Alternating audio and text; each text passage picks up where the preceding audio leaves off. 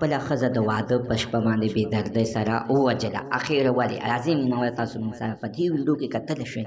د دې ویډیو نه مخکې اول زه تاسو ته دا یادګینه وکړم، تاسو که چېرې زموږ په دې سوپر کلیک چینل کې نوي وئ، چینل هم نوي سبسکرایب کړئ، مهرباني وکړئ تاسو زموږ د سوپر کلیک چینل د سره سبسکرایب کړئ، خوا کې سره د ټلۍ نشان ووهئ چې هر یوه نوې معلوماتي ویډیو تاسو ته په اسانۍ باندې در ورسیږي.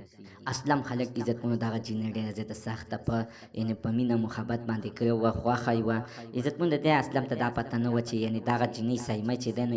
دا یعنې ټیک ټاک یې کوي او په ټیک ټاک باندې راځي او دا په ټیک ټاک باندې یعنې مشهوره ده. کله چې عزتمنو اسلم ته چې د دې خبرې پته ولګېدله چې زما ښځه پیدا شوې جینۍ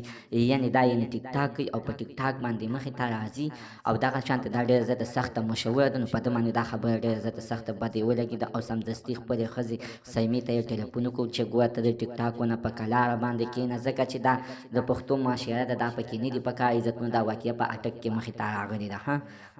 نو ښځې ورته دې جینۍ ورته ویل کړو چېرې ته ما سره واده کول غواړې وکړه او که نه غواړې نو به خپل مور او پلار ته دې ووایه چې دا رشته ماته کړي، ځکه چې ټیک ټاک نه زه یعنې نن سبا پیسې ګټم او دا زما زندګي ده. عزتمنو جینۍ دا اسلم خلک دغه سوچ وکړه چې دا خو زه ماته کوم، نه زه خو به یې پرېږدم بل خلک به یې وکړي او زما مینه ده، زما زړه ته نږدې ده، زه به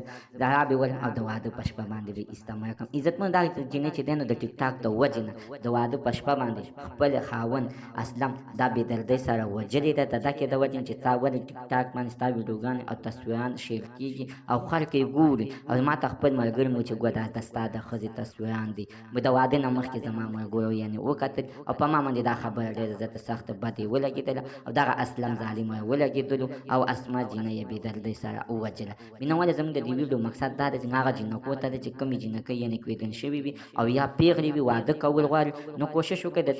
د دې موبایلونو نه لرې شئ او د دې ټیک ټاکو او د سوشل میډیا نه خپله زندګي لرې وساتئ که چېرې خپله زندګي ښه تېرول غواړئ. ځکه عزتمند چې نن سبا چې په ټیک ټاک باندې کومه جینۍ راځي نو دا یوه هم نه ده واده شوې، د دکې دپاره یې خلک نه کوي چې دا په سوشل میډیا باندې مشهوره ده، یعنې د خلک خاوندانې قسمه قسم شکونه کوي. زموږ د عزتمند ته نن ورځې معلومات د دې پورې د نوي معلومات دپاره د سره زموږ د سوپر کلیک چینل د سره سبسکرایب کړئ او خوا کې سره د ټلۍ نشان ووهئ چې هر یوه نوې معلوماتي ویډیو تاسو ته په اسانۍ باندې در ورسي.